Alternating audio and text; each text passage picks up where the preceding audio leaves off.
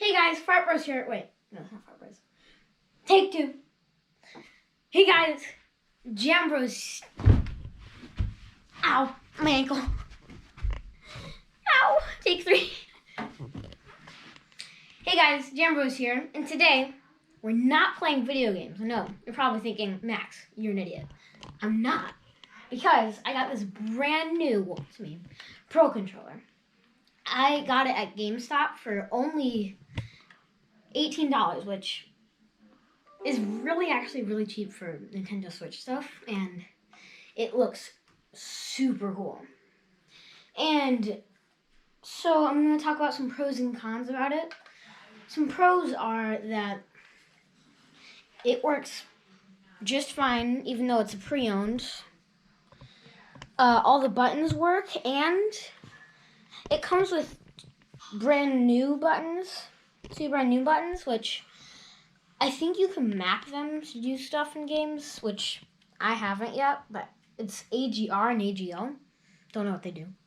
And then some other stuff about it is that, well, pros, is that when you're playing the game, it makes it so much easier. That's why it's called the Pro controller, because it's kind of like an Xbox controller, except for Nintendo Switch. And, like, you can be, like, from here, and there's a TV right there. It's so easy to play. Like, it'll be a little hard to get used to at first, but then once you're used to it, you can wreck people in some games.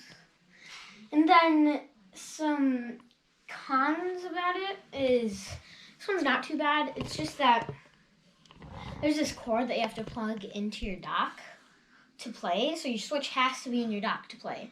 You can't, like, just have your Switch standing right here and play. It has to be plugged into the dock and put your Switch into the dock, so you can only play on TV. But, I mean, I'd say it's actually a little better on TV, so you can see, like, much better.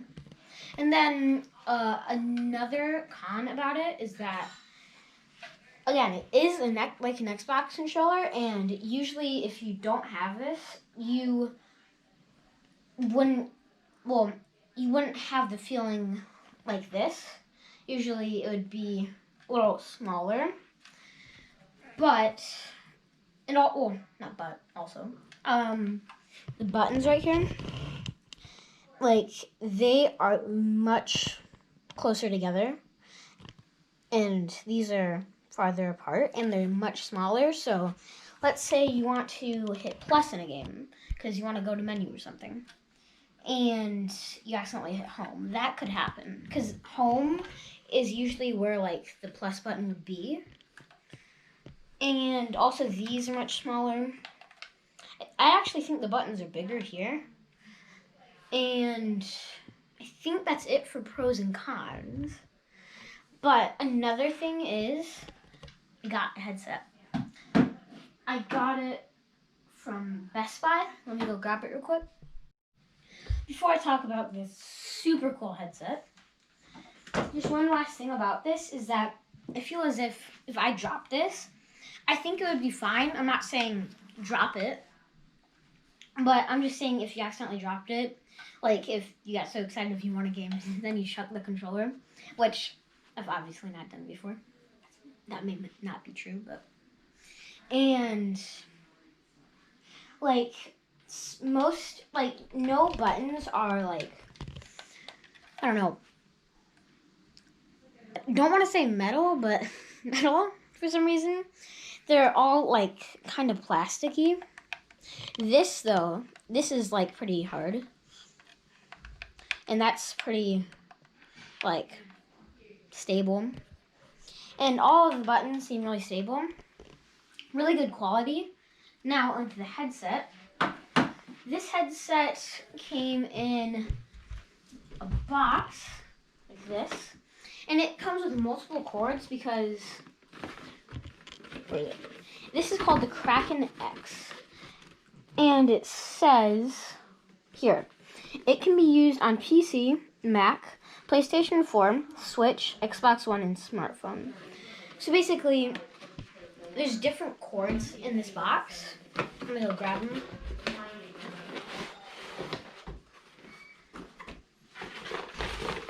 Yeah, like all these, like I think you can basically put this in your, well, you can put this in your Xbox and put this into the headset. And same thing for PS4. But like for the headset, like before I got a headset, I searched up on Google and said how people liked headsets on Switch, and they said usually that the mic doesn't work, but this works just fine. Like, it's actually really good. It's a bendable mic, so you can move it around and stuff. So let's say you're talking to someone on Fortnite, and then you want to get a drink of water or something. Just put the mic up here, and boom, drink of water.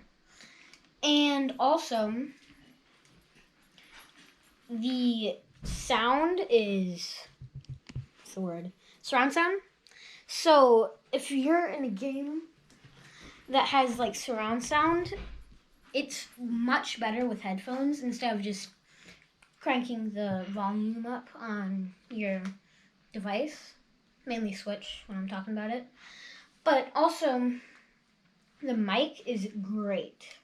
So right here is the volume.